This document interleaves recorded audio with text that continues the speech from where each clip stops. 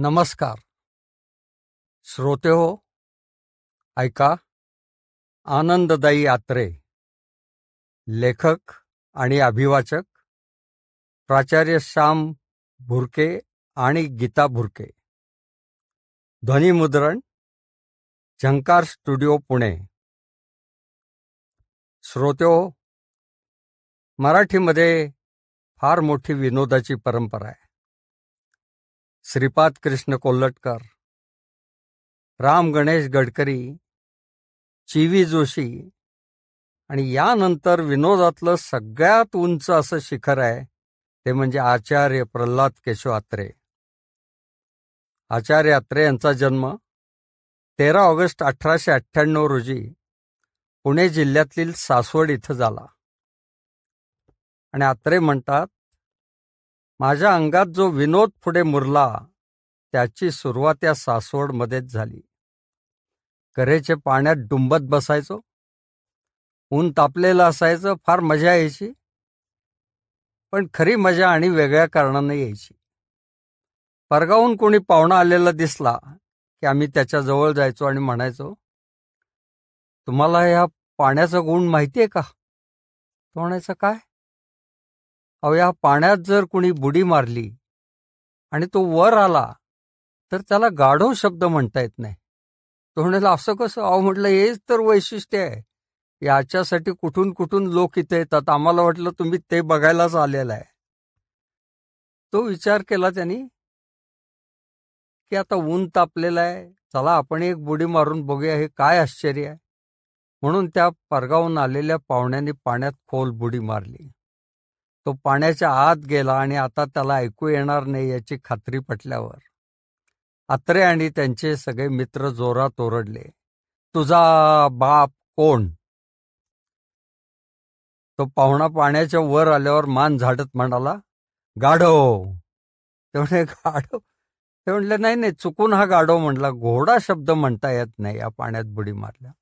म्हणलं, एवी तेवी आता भिजलोच आहे, अजून एक बुडी मारायला आपलं काय जात आहे. पण त्यानं पुन्हा पाण्यात खोल बुडी मारली. तो आत गेल्यावर पुन्हा यांनी जोरात आरोळी ठोकली, तुझा बाप कोण? तो बाहेर आल्यावर परत मान झाडत म्हणला, घोडा. जोपर्यंत त्या पाहुण्याला आपली फजिती झाली हे लक्षात येत नाही आणि अत्रे आणि कंपनीला विविध प्राण्यांची नावं येत आहेत तोपर्यंत हा खेळ चालू राहायचा आणि मग तो पुढं जायचा. अत्रे म्हणाले, अहो, शाळेमध्येही फार गमती जमती व्हायच्या. त्यावेळेला इंग्रजांचा तो काळ असल्यामुळं इंग्रज अधिकारी शाळेच्या इन्स्पेक्शनसाठी यायचे आणि त्यावेळेला त्या इन्स्पेक्टरच्या स्वागतासाठी स्वागत गीत बसवलं जायचं. त्यामध्ये अत्रे आणि इतर त्यांचे मित्र उभे होते. तर ब्रँडर साहेब येणार होते म्हणून गुरुजींनी एक छानपैकी स्वागत गीत रचून दिलेलं होतं. ब्रँडर साहेब येती सदना, आनंद किती झाला आम्हा, संगे शोभे कामिनी त्यांच्या, कामिनी त्यांच्या, कामिनी त्यांच्या. छान झालं स्वागत. पुन्हा काही दिवसांनी दुसरी इन्स्पेक्शन आली आणि कार्मिकेल साहेब येणार होते. तो म्हणे, आता काय करायचं? कार्मिकेल साहेब येणार आहेत. तो म्हणे, मागचंच गाणं आहे, आपल्याला तर माहिती झालंय, तिथं फक्त ब्रँडर खोडायचं आणि कार्मिकेल घालायचं. त्यावेळेलाही गाणं छान झालं. कार्मिकेल साहेब येती सदना, आनंद किती झाला आम्हा, संगे शोभे कामिनी त्यांच्या, कामिनी त्यांच्या, कामिनी त्यांच्या.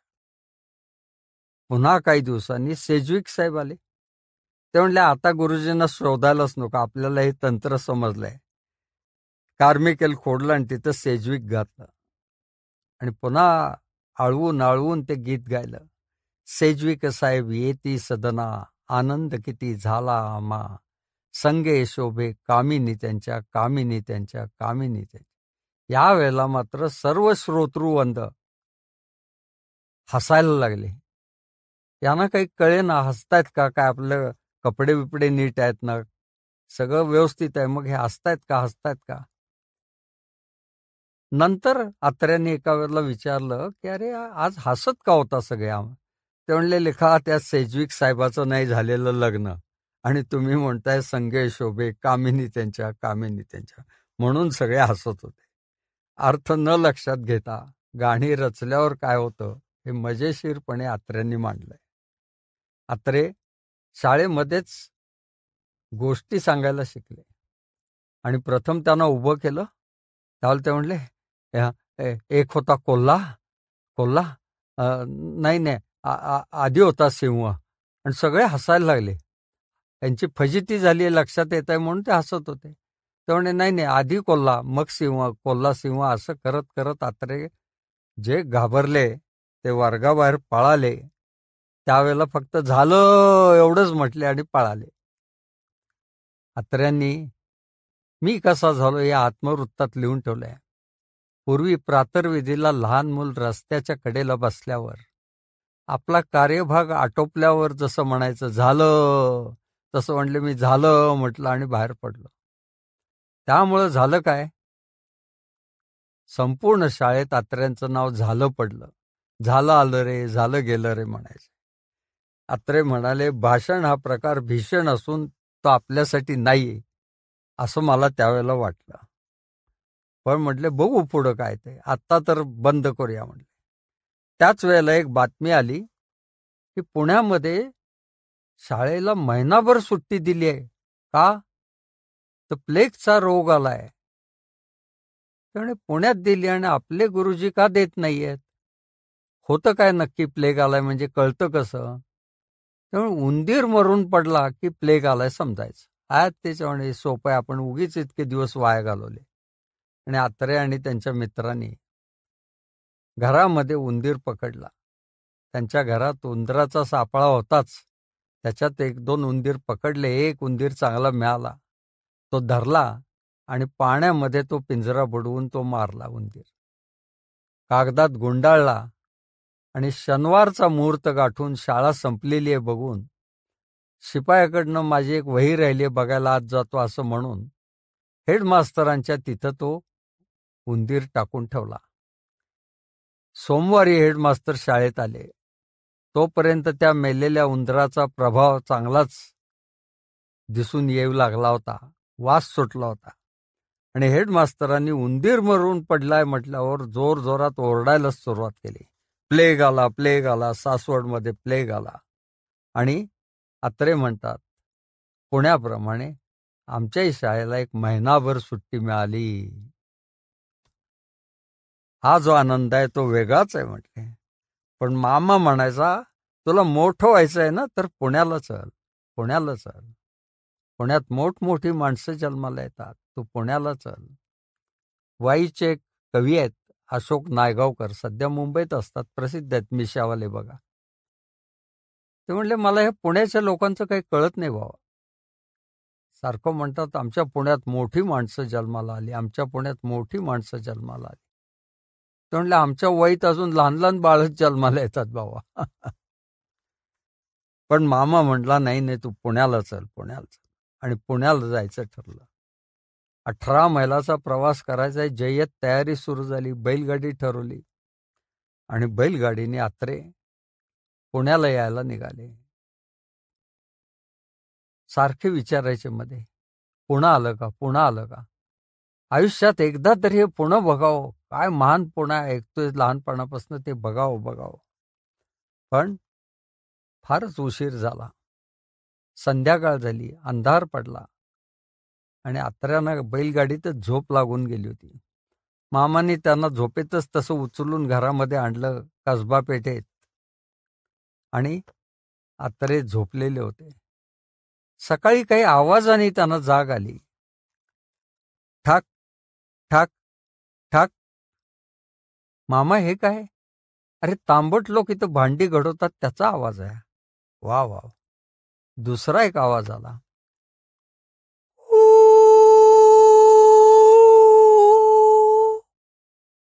मामा हे काय. अरे ही रेल्वेची आगगाडी आहे, त्याची शिट्टी आहे, शिट्टी. हा आगगाडीची शिट्टी आहे. म्हणजे काय असतं आगगाडी म्हणजे. अरे त्याच्यात शेकडो हजारो माणसं एकाला बसतात. मग बैल किती जोडतात. बैल बैल नाही रे, ती वाफेवर चालते. त्यावेळेला एक गाणं प्रसिद्ध होतं. साहेबाचा पोरा आकली र, बिन बैलानं गाडी हाकली र. मग मामा मला बघायला मिळेल का ही आगगाडी? हो हो, तुला दुपारी आज आगगाडी दाखवतो. आणि सकाळीच अत्र्यांना या जगातलं एक महान आश्चर्य या पुण्यात बघायला मिळालं. समोर पाहतात तो गोल वाटोळी अशी पाण्याची धार नळातनं खाली पडत होती. मामा, हे काय? नळाला पाणी? मामा म्हटलं, हो हो, पुण्यात नळाला पाणी असतं. अरे मग विहिरीवर जायचं नाही, तलावावर जायचं नाही, नदीवर पाणी भरायला जायचं नाही, मग पुण्यातले लोक दिवसभर करतात काय? अरे चाल. आणि मग अत्रे म्हणाले, ज्या ज्यावेळेला तो नळ मोकळा मिळेल त्यावेळेला मी तिथं जाऊन अंगावर पाणी उडवून घेत होतो. नळाला पाणी, नळाला पाणी, नळाला पाणी. एखाद्याला नायगरा धबधबा अचानक दिसावा, त्यावेळेला त्याला जो आनंद होईल तो मला त्या दिवशी झाला. असं माझं हे पुण्यातलं पदार्पण अतिशय आनंदात झालं. माझ्या स्वभावाला रुचेल, पचेल, मानवेल अशीच मला शाळा मिळाली, ती म्हणजे भावे हायस्कूल. ह्या भावे हायस्कूलमधलं सगळं विनोदी. गुरुजी विनोदी, त्यांचं शिकवणं विनोदी, काय विचारायला नको. वर्गामध्ये गुरुजींचा एकदा पाय अडकला प्लॅटफॉर्ममध्ये, तो आम्ही सोडवायचं नाटक करून एकदा इकडून ढकलायचं, एकदा तिकडून ढकलायचं, असं करत होतो. तास संपायची घंटा झाल्याबरोबर आम्ही ते सोडवलं आणि जाऊ दे म्हटलं. उगीच तास नको वाया जायला, याची काळजी त्यांनी ती केलेली होती. बर,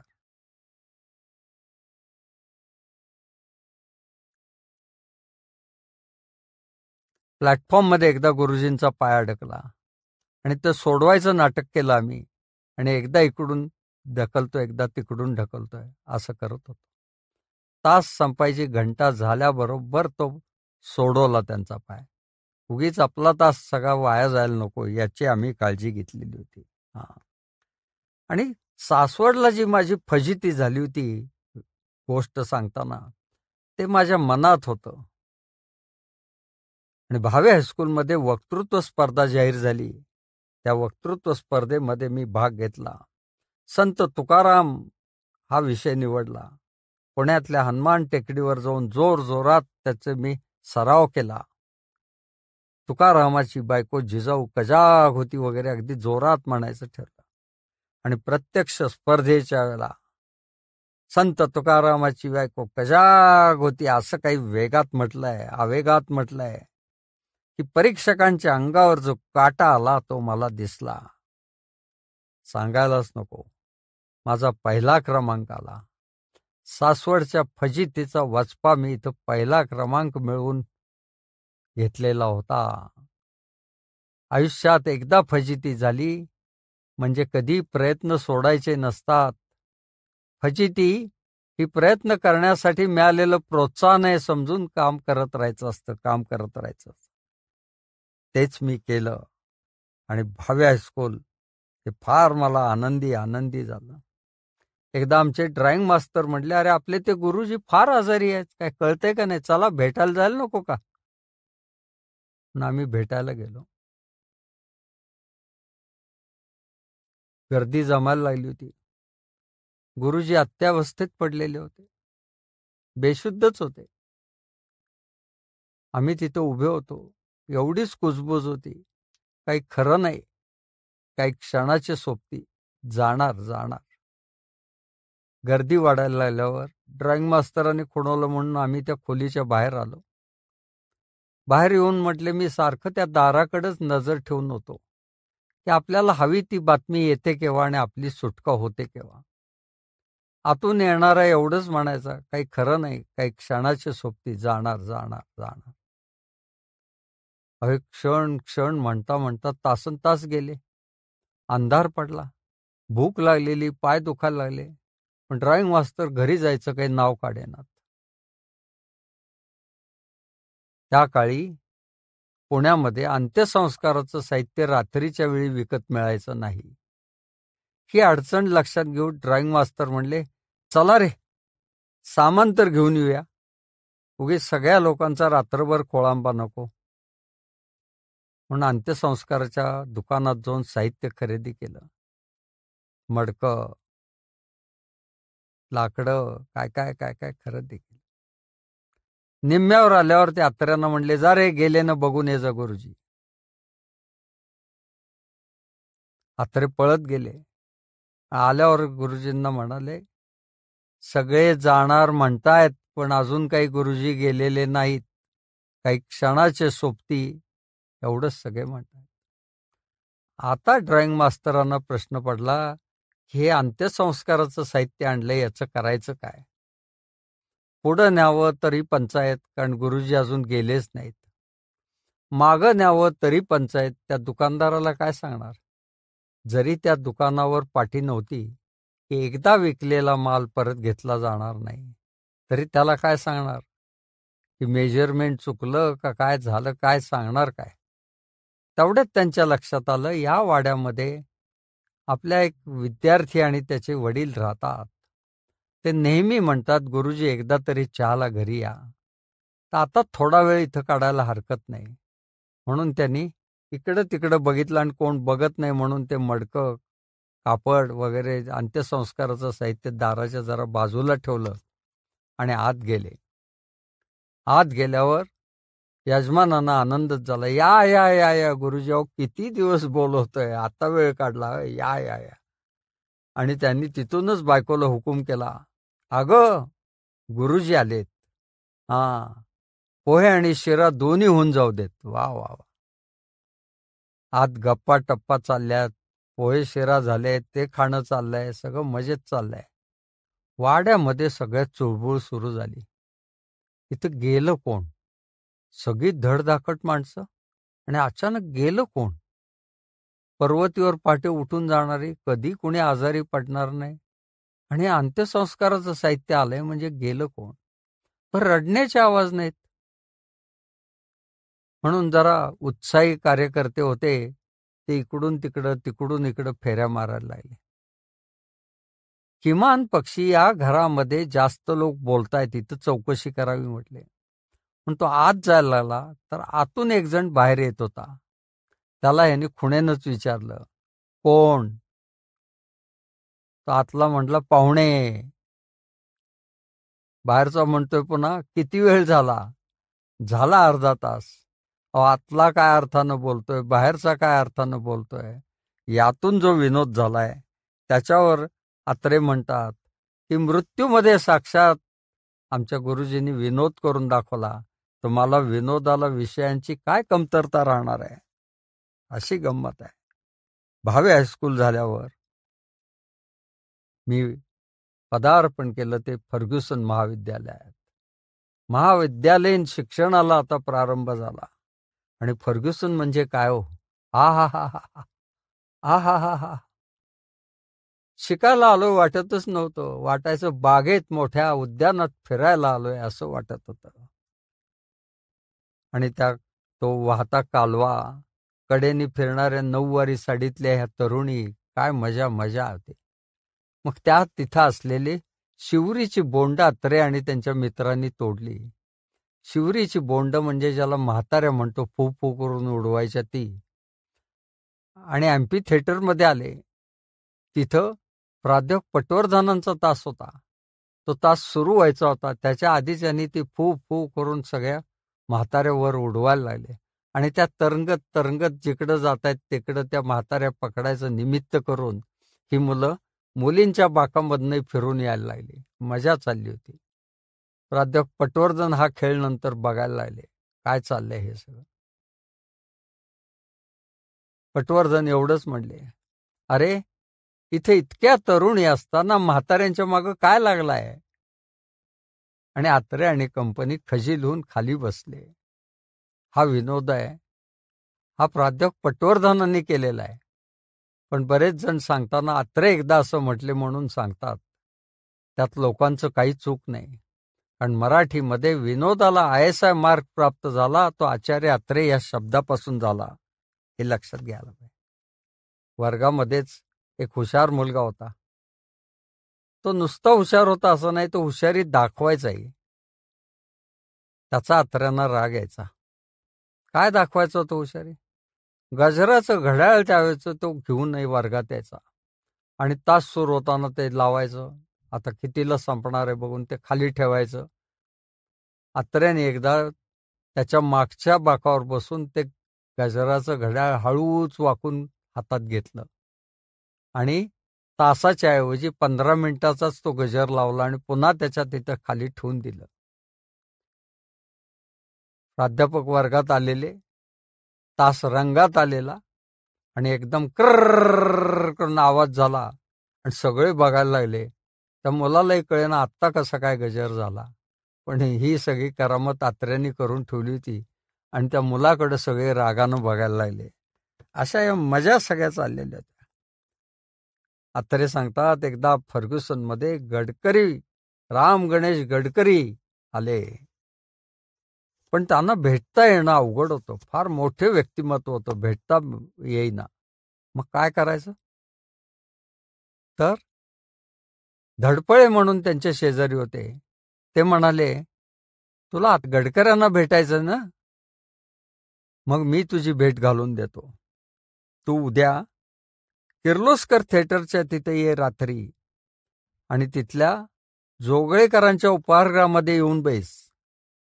नाटकाच्या मध्यंतराच्या वेळेला गडकरी मास्तर तिथं चहा प्यायला येतात, त्यावेळेला तुझी ओळख करून देईन मी. आत्रे जाऊन बसले. गडकरी आपल्याला भेटणार याचा आनंद झाला आणि खरोखर गडकरी तिथं आले. तोपर्यंत आत्र्यांना काही थिएटरमध्ये जाता येत नव्हतं, कारण जवळ पैसे नव्हते तिकीट काढायला. पण त्या उपहारगृहामध्ये गाणी वगैरे ऐकू येत होती नाटकाची. ते ऐकत आत्रे मजेत बसले होते. धडपळ यांनी आत्र्यांची ओळख गडकऱ्यांना करून दिली. हा प्रल्हाद केशव आत्रे बर का, कविता करतो, चांगल्या करतो. गडकरी मास्तर म्हणाले, अरे मग ये भेटायला, उद्या ये घरी. आत्र्यांना जो काय आनंद झालाय तो अवर्णनीय आहे. साक्षात गडकऱ्यांच्या घरी जायला मिळते, काय आनंद आहे, आनंद आहे. म्हणून कसबा पेठेत गेले, गणपतीचं दर्शन घेतलं, पुढे गेले आणि तिथं सिन्नरकर वाड्यामध्ये 3ऱ्या मजल्यावर गडकरी बसत होते. आत्रे तिथं गेले. तिथं नेहमी पहिल्या मजल्यावर पाटी असायची, काय, गडकरी मास्तर कामात आहेत, उद्या भेटावे. पण आपल्याला बोलवलंय म्हणून आत्रे वर गेले. गेल्यावर त्यांची एक कवितेची वही होती, फुलबाग, हस्तलिखित होतं. त्यांनी ते गडकरी मास्तरांना बघायला दिलं. त्या वहीची बांधणी ढिली झाली होती. ते चालताना गडकरी मास्तर आत्र्यांना म्हणले, आत्रे, तुमच्या फुलबागेला जरा चांगलं कुंपण घाला ना. हा पहिला विनोद गडकऱ्यांकडनं आत्र्यांना ऐकायला मिळाला आणि आत्रे वरचेवर तिथं जायला लागले. पण त्या दिवशी काय सांगितलं गडकऱ्यांनी आत्र्यांना, की हे तुम्ही जे साहित्यिक लिहिताय, शब्द भरपूर फुलोरे, हे असलं चालायचं नाही, ते बंद करा. जसं दिसतं तसं लिहायला लागा, सोपं लिहायला लागा, तर ते लोकांना भेटतं. आणि आत्र्यांनी गडकऱ्यांचा हा उपदेश तंतोतंत पुढे पाळला. आत्र्यांच्या साहित्यात कधी त्याला खूप दुःख झालं असा शब्द येणार नाही. दुःखानं तो रडू लागला आणि त्या अश्रूंनी त्याचा सदरा ओला झाला. काय दिसतं ते लिहायचं. त्याला खूप आनंद झाला असं वाक्य आत्र्यांच्या याच्यात येणार नाही. आनंदानं त्यानं उडी मारली असे येईल, असे होते. आणि आत्र्यांनी एकदा एक कविता लिहिलेली होती, त्याचं नाव होतं पाना अडील फुलास. त्यावेळेला त्यांची चेष्टा करताना मित्र म्हणाले, अरे पाना अडील फुलास, तुझं हे आवाढव्य अंग आहे म्हणजे हे केळीचंच पान असलं पाहिजे बरं का. पण गडकरी मास्तर कसं नाटक लिहितात हे आत्र्यांना बघायला मिळत होतं. प्रेम संन्यास नाटकातला गोकुळ कसा लिहितायत, छे छे छे छे छे. आता ह्या विसराळूपणाला काय करावं, साधी घटकेची सुद्धा आठवण राहत नाही. कोण कोणती कामं करायचेत हे लक्षात राहावं म्हणून उपरण्याला या कोण गाठी मारल्या, पण कोणती गाठ कोणत्या कामासाठी हेच मुळी लक्षात राहत नाही. अहो, चांगला पोशाख करून कुठं बाहेर जायला निघालो, तो वाटेत कुठं जायला निघालो हेच विसरलो. ब्रह्मदेव मला स्मरणशक्ती द्यायला अजिबातच विसरला की काय कोण असतो. वा वा. आता असा वेळ घालवण्याचा अर्थ नाही. मी इथं का आलो हे लक्षात आहे, तोवर हिला हाका मारलेल्या बऱ्या. नाही तर पुन्हा मी ते विसरायचो. कोणतीही गोष्ट विसरायचो, मी विसरत नाही. आणि ते विसरल्यावर रागवायचं ही विसरत नाही. धन्य धन्य रे गोकुळा तुझा हा संसार. असे नाटकं गडकरी लिहायचे. आणि आत्रे ते सारखा टिपत होते, कसं लिहितात कसं लिहितात. अर्जुनाला श्रीकृष्णाच्या मुखात विश्वदर्शन घडलं, तसं आचार्य अत्र्यांना गडकऱ्यांच्या मुखात नाट्यदर्शन घडलं. अत्रे कवी व्हायचं होतं त्यांना. अत्रे म्हणतात, मला जायचं होतं देवाच्या आळंदीला, पण मी गेलो चोराच्या आळंदीला. मला जायचं होतं देवाच्या आळंदीला म्हणजे माधव जुलियनांसारख्या कविता लिहायच्या होत्या, पण मी लिहिलं व्यंगकवी झेंडूची फुलं. या चोराच्या आळंदीला गेलो. आणि झेंडूची फुलं हे त्यांचं काव्य इतकं गाजलं की त्याच्यावर सगळेजण हे विडंबन काव्य आहे आणि लोकांचे हास्य मिळतात म्हणून त्याचे कार्यक्रम करायला लागले. फार मजा आली होती त्याची. त्याच्याबाबत एक किस्सा सांगण्यासारखा आहे. आता एकदा एका महाविद्यालयात भेट द्यायला गेले होते. तिथल्या प्राचार्यांनी सांगितलं कौतुकाने की अत्रे, तुमचं झेंडूची फुले पुस्तक आमच्या वाचनालयात आहे बरं का. तर ते म्हणले बघू बघू. तर ग्रंथपालाला ते काय सापडे ना. शेवटी बऱ्याच उशिरा ते सापडलं. मग त्या ग्रंथपालाला विचारलं असा वेळ का लागला. ते म्हणले झेंडूची फुले नावाप्रमाणे मी ते बॉटनी विभागात ठेवलं होतं आणि हे कवी आहे काव्य आहे हे लक्षात आलं नव्हतं असं. पण त्यातल्या झेंडूच्या फुलेमधली ही फुलं आहेत ना, ही घरोघरी त्याला पाठ म्हणत होते लोक.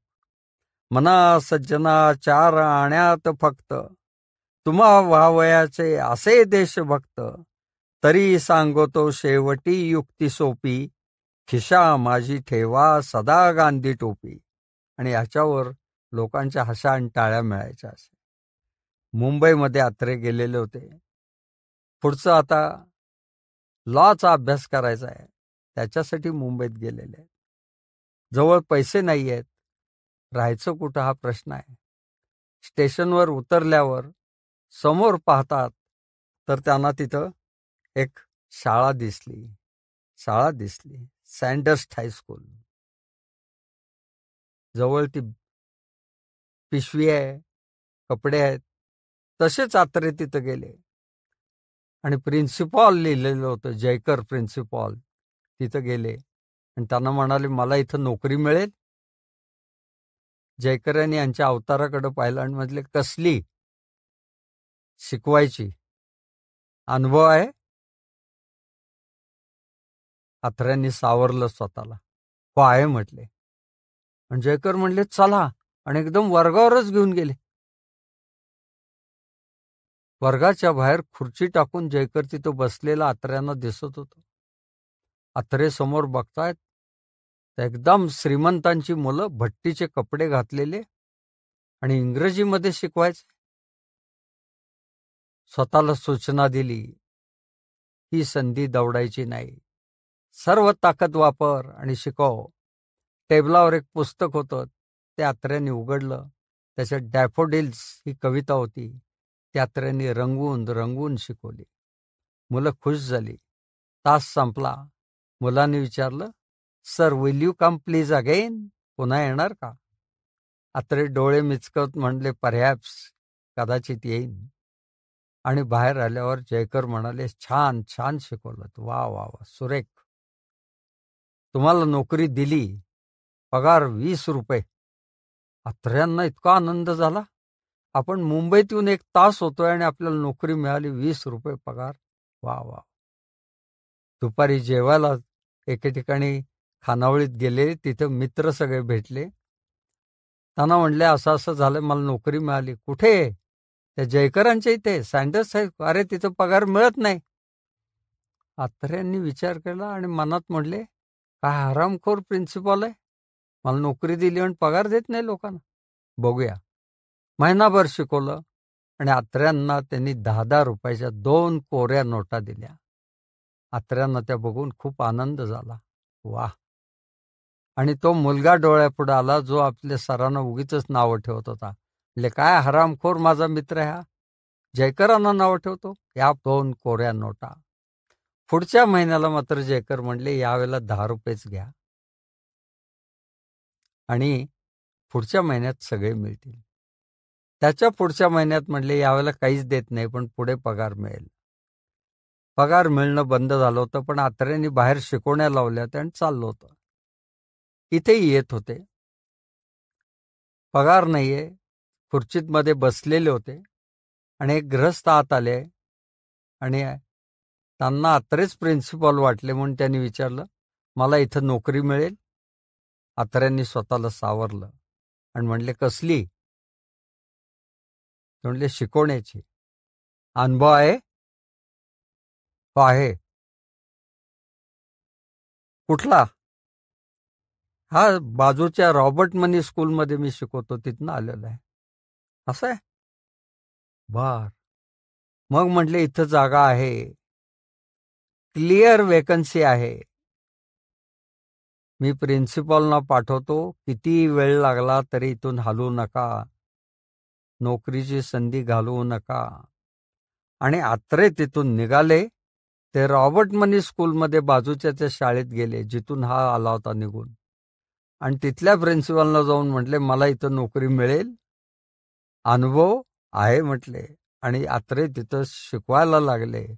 त्यांच्या डोळ्यापुढं तो तिथं वाट बघत असलेला त्यांचा हा दुसरा मास्तरच दिसत होता. असे अत्र्यांनी कुठल्याही संकटाला न जुमानता ते पुढे जात गेले, हे महत्वाचं आहे. आचार्य अत्रे हे फार मोठे नाटककार म्हणूनही गाजले. आणि नाटकाकडे वळायला एक कारण झालं. मोठे दिग्दर्शक असलेले दामण्णा जोशी अत्र्यांना म्हणाले, अत्रे एक नाटक द्या ना. आलेली संधी कधी वाया घालवायचं अत्र्यांच्या मनात नसायचं. हो म्हणाले. हो म्हणाले आणि कुठला नाटकाचा विषय सुचेना, काहीच सुचेना. आणि दामण्णा जोशी सारखं विचारायला लागले, नाटक झालं का, नाटक झालं का. अत्रे म्हटले, मी दामण्णा जोशींचे जाण्या येण्याचे रस्ते तेवढे पाठ केले आणि त्यांची भेट होणार नाही याची काळजी घ्यायला लागलो आणि दूर जाऊन बसायला. त्यावेळेला वृत्तपत्रात एक बातमी आली होती की सातारा जिल्ह्यातल्या औंधचे पंतप्रतिनिधी सर्वांना सांगतात साष्टांग नमस्कार घाला, त्यामुळे तुमची तब्येत सुधारेल. साष्टांग नमस्कार घाला, त्यामुळे तुमची स्मरणशक्ती वाढेल, बुद्धी वाढेल. इतकंच काय, मुलींनो तुमचे विवाह लवकर होतील, असंही सांगायला त्यांनी कमी केलं नव्हतं. ही बातमी वाचून अत्र्यांना हसावं का रडावं कळेना. आणि या विचारातच ते आंघोळीला गेले असताना त्यांना नाटक सुचलं आणि म्हटले हेच नाटक लिहायचं. तेवढ्यात बाहेरनं आवाज आला. दामण्णा जोशी आज घरीच आले होते. बाबूराव, अत्र्यांची जी विविध टोपण नावं त्यातलं हे बाबूराव. बाबूराव, नाटक झालं का? अत्रे आतनंच ओरडले, झालं. आणि टॉवेल गुंडाळून बाहेर आले आणि म्हणले, नाटक झालं. झालं. काय नाव? साष्टांग नमस्कार. दामण्णा जोशींचा चेहराच पडला. हे कसलं नाटकाचं नाव? नाटकाची नावं कशी पाहिजेत? मानापमान, सौभद्र, शाकुंतल, साष्टांग नमस्कार कसलं? ते म्हणले हेच नाव ठेवायचं, नाटक जोरात चालणार. आणि अत्र्यांनी त्यांना पहिला अंक लिहून दिला त्या दिवशी. नंतर तिसरा अंक दिला, गाणी केली. तालमी सुरू झाल्यावर मग मधला दुसरा अंक लिहून दिला. आणि साष्टांग नमस्कार नाटकाच्या वेळेला पडदा वर गेला. ही रंगीत तालीम होती आणि काही कुठं त्याचा प्रतिसाद येईना. दामण्णा जोशींना घामच फुटला. अत्रे म्हणले, अहो घाबरू नका, रंगीत तालीम आणि नाटकाचा खरा पहिला प्रयोग याच्यात महद अंतर असतं. नाटक जोरात चालणार. अत्र्यांनी थोडेफार बदल केले आणि प्रत्यक्ष नाटकाच्या पडदा वर गेला तो सगळी पात्र साष्टांग नमस्कार घालतायत असंच दृष्टी राखलं. ते बघूनच लोकांच्यातनं हसाण टाळ्या यायला लागल्या. दामण्णा जोशी खुश झाले आणि नाटक जोरात चाललं. एकदा हे नाटक कोल्हापुरात होतं. आत्रेही त्यात काम करत होते आणि आत्रे तिथं नाटकाला येण्यापूर्वी संध्याकाळी तिथल्या एका वृत्तपत्राच्या कार्यालयात गेले आणि तिथं गेल्यावर समाचारचे संपादक पाटील यांच्याशी गप्पा मारत बसले होते. त्यांना म्हणले, तुम्ही आज नाटक बघायला या. ते म्हणले, मी येणार नाही. का? ज्या नाटकात नांदी नाही त्या नाटकाला मी जात नाही, म्हणून तुमच्या नाटकाला मी काही येणार नाही. अत्रे म्हणले, आहे नांदी, पैज लावूया आपण.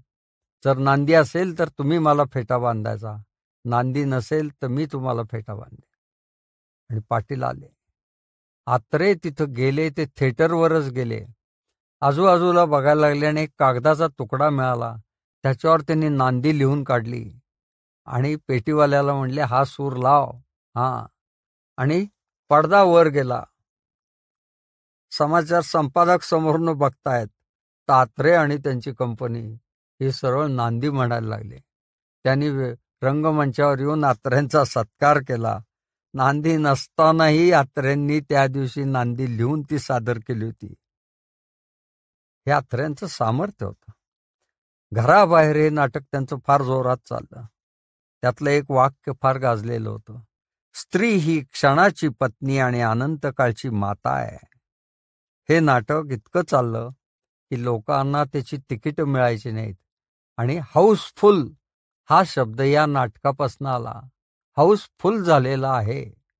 गद्रे म्हणून नवयुगमध्ये कार्य करत होते, ते जाहिराती तयार करायचे, त्यांनी हा शब्द टाकला, हाऊसफुल. लग्नाची बेडी हे आत्र्यांचं नाटक फारच गाजलं.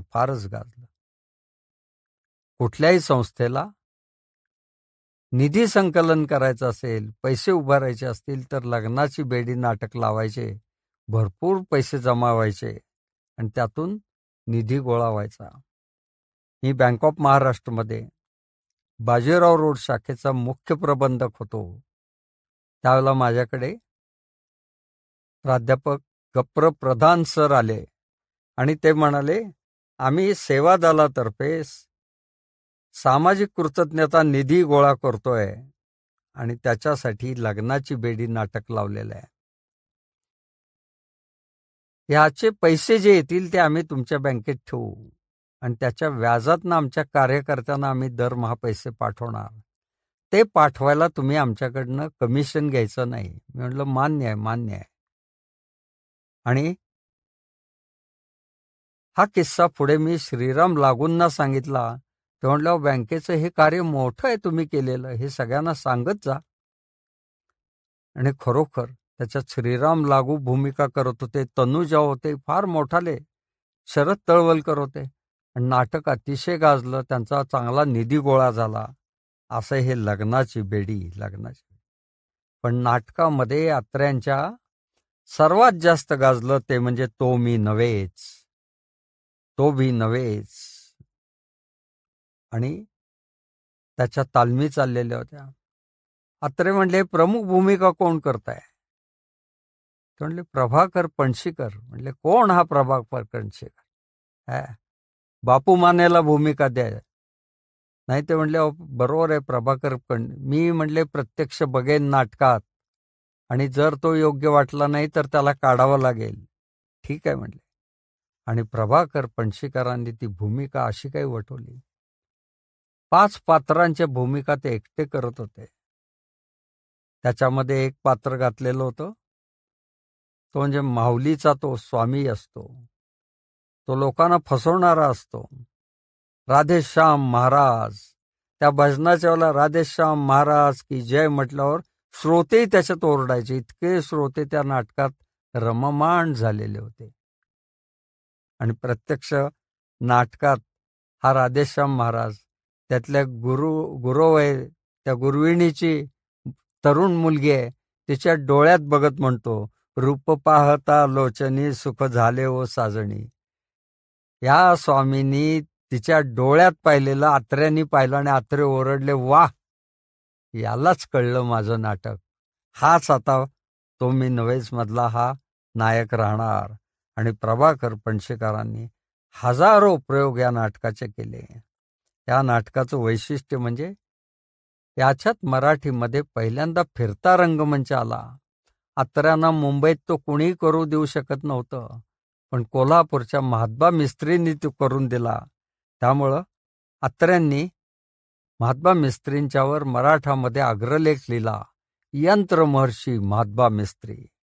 कोल्हापूरच्या पार्वती थिएटरमध्ये आजही शेळक्यांनी म्हणजे महात्मा मिस्त्रींच्या घरातल्यांनी तो अग्रलेख फ्रेम करून लावलेला आहे. अत्र्यांनी 22 नाटकं लिहिली. अत्र्यांच्या नाटकांना एवढा प्रतिसाद मिळायचा की गॅलरी हा प्रकार अत्र्यांच्या नाटकांनी सुरू झाला. जे खुर्ची आणि जमीन असायची याच्यामधला तिकिटाचा दर म्हणजे गॅलरी, लाकडी गॅलरी उभी करायची आणि त्यातून पाहायचे. अत्र्यांची नाटकं गाजत होती.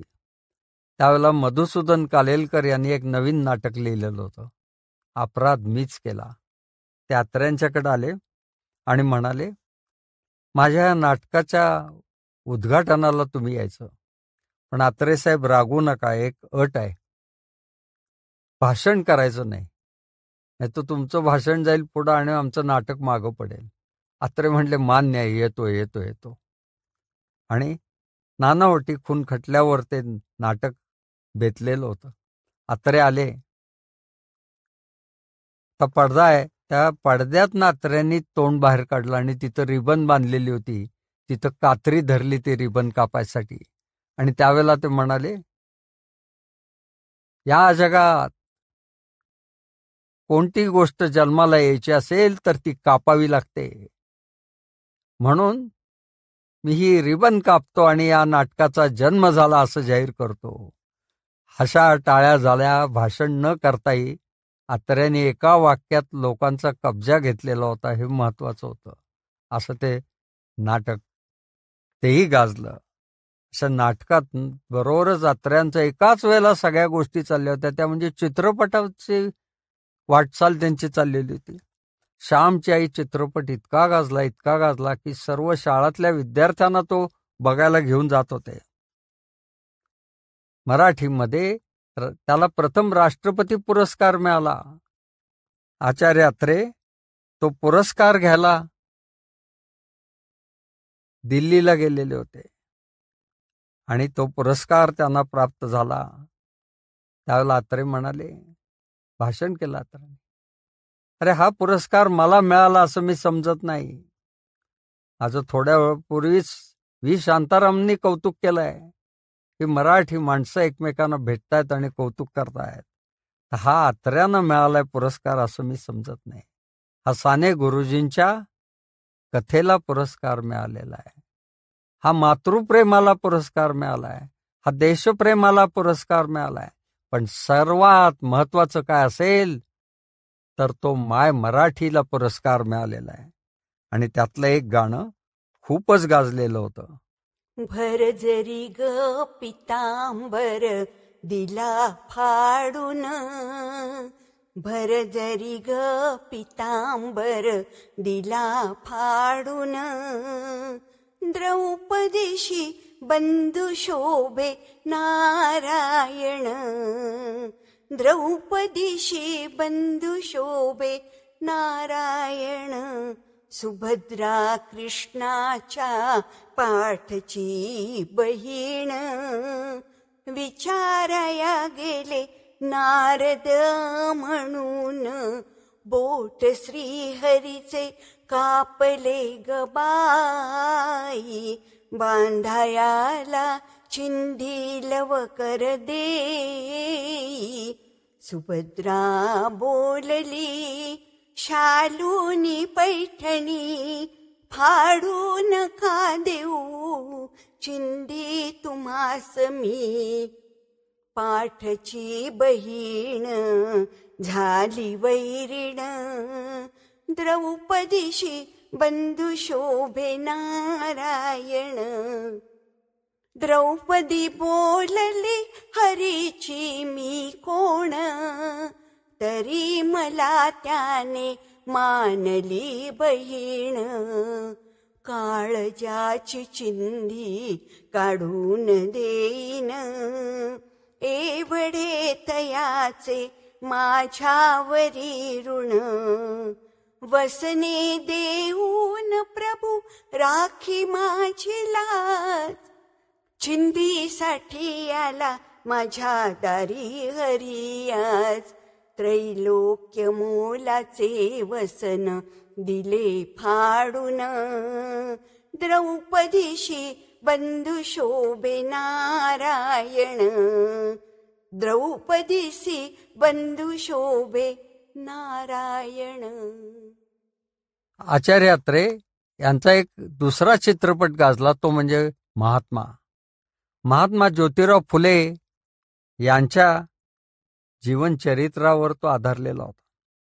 त्यामध्ये महर्षी धोंडो केशव कर्व्यांनी वयाच्या 98व्या वर्षी भूमिका केलेली होती. संत गाडगे महाराजांची त्याच्यात भूमिका होती. त्यांचं सबंध कीर्तन घेतलेलं होतं. प्रबोधनकार ठाकरे त्यात होते. शाहीर अमर शेखांची भूमिका होती. स्वतः अत्र्यांनी भूमिका केलेली होती. पण चित्रपट काही चालला नाही, दांडकन आदळला.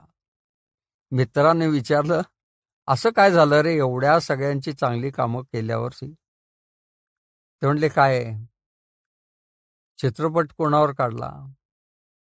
महात्मा ज्योतिराव फुलेंच्यावर.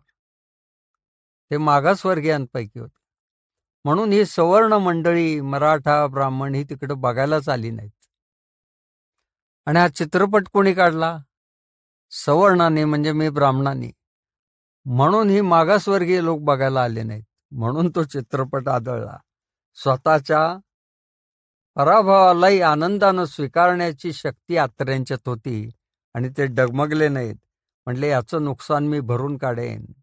आणि एक त्यांनी जबरदस्त चित्रपट आणला, तो म्हणजे ब्रह्मचारी. ब्रह्मचारी मास्टर विनायक आणि मीनाक्षी ही जोडी त्यात फारच गाजली. त्याच्यातली गाणी गाजलेली होती. आणि हा चित्रपट इतका गाजला की त्यातली गाणी कैदी तुरुंगामध्ये असताना म्हणायला लागली. यमुना जळी खेळू खेळ कन्हैया का लाजता, हा यमुना जळी खेळू खेळ कन्हैया का लाजता.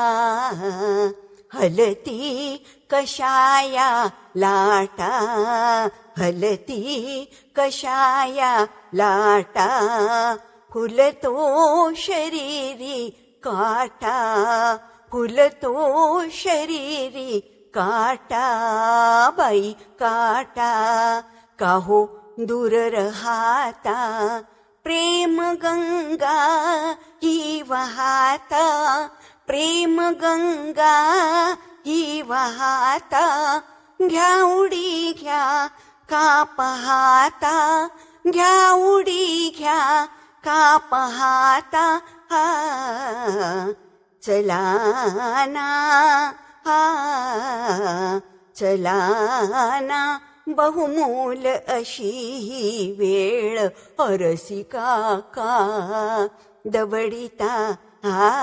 बहुमोल अशी वेळ रसिका का दवडिता.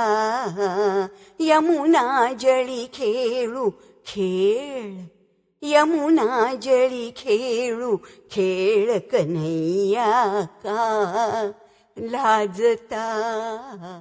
एका जोडप्यानं तर हे गाणं म्हणत म्हणत त्यांनी पाण्यात उडी मारली आणि त्याच्यात ते बुडून मेले. त्यांना कळलंच नाही आपण ते करतोय म्हणून. आर्यन थिएटरमध्ये 52 आठवडे हा चित्रपट चालला. असा हा ब्रह्मचारी. ब्रह्मचारी फार मजेशीर.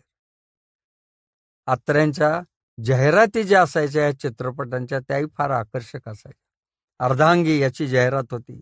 त्याच्यात म्हणे प्रश्न निर्माण झाला की सौंदर्यामध्ये श्रेष्ठ कोण, चंद्र का स्त्री? हा वाद काही मिठेना म्हणून तो ब्रह्मदेवापर्यंत गेलाय. ब्रह्मदेव म्हणले, आपण हा वाद कशाला घालताय, वजन करून बघूया. म्हणून एक तराजू आणलाय आणि त्या जाहिरातीत तो तराजू आकाशातनं सोडलेला दाखवलेला होता. तराजूमध्ये एका बाजूला स्त्रीचं सुरेख मुख ठेवलं होतं आणि एका बाजूला चंद्रकोर होती आणि आकाशातनं तो उंच असा तराजू वर उचलला गेला आणि सौंदर्याच्या बाबतीतलं स्त्रीचं पारडं इतकं जड झालं की ती राहिली पृथ्वीवर आणि हलकाफुल चंद्र गेला आकाशात. अशा कल्पना रंगवणारे अशी जाहिराती असायच्या. त्यामुळे चित्रपटही फार जोरात चालत होते. आत्रे लोकांच्या मनात जास्त रुजले ते म्हणजे प्रभावी वक्ता म्हणून. अक्षरशः हजारो व्याख्यानं आत्र्यांची झाली आणि नुसती व्याख्यानं झाली नाही तर लाखांची गर्दी जमवणारं व्याख्यान म्हणजे आचार्य अत्र्यांचं व्याख्यान असायचं. कॅम्प एज्युकेशन सोसायटीला ते प्रिन्सिपॉल होते.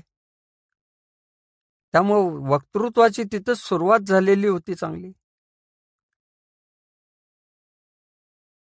प्रभावीपणे ते शिकवायचे. लोकांना काय आवडेल, लहान मुलांना सुद्धा काय आवडेल याचा त्यांनी विचार केलेला होता. दिनूचं बिल सारखा धडा त्यांनी वर्गात शिकवला होता.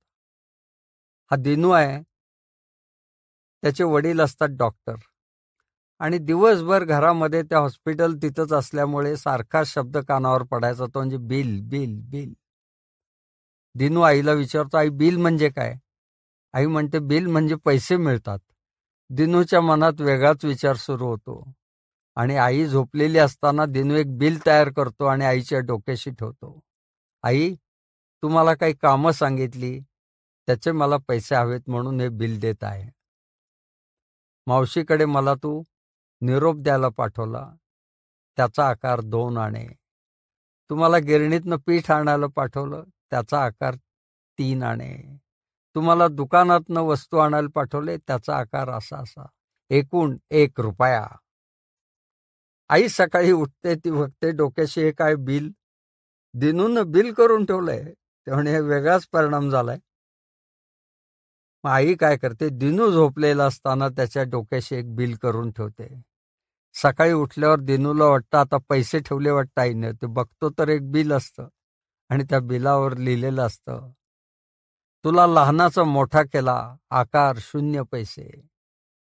तुझ्या आवडीचे खाऊ तुला करून पदार्थ खायला दिले, त्याचा आकार 0 पैसे. तुला चांगले कपडे घालायला दिले, आकार 0 पैसे. तुझा गृहपाठ घेतला, आकार 0 पैसे. तुला लहानाचा मोठा केला, आकार 0 पैसे. एकूण रक्कम 0 पैसे. दिनूच्या डोळ्यातनं अश्रू येतात. तिथंच धडा संपतो. संस्कार करायचं याच्यासारखं शिक्षण आत्रेच देऊ जाणं. आणि तिथून वक्तृत्व त्यांचं सुधारलं आणि सगळ्या जाहीर सभा ते गाजवायला लागले. एका सभेमध्ये ते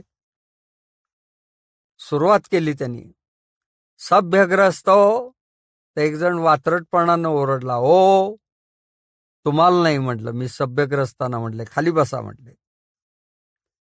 पुण्याच्या वसंत व्याख्यानमालेमध्ये आत्रे आले होते आणि तिथं इतिहासकार नर फाटकांचं 2 दिवसापूर्वी एक व्याख्यान वसंत व्याख्यानमालेतच होऊन गेलं होतं.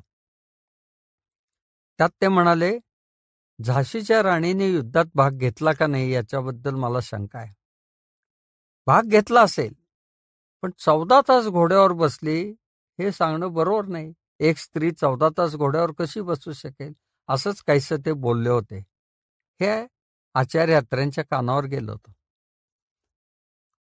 अत्रे बोलायला उभे राहिले. पॅन्ट सावरली, एक हात कमरेवर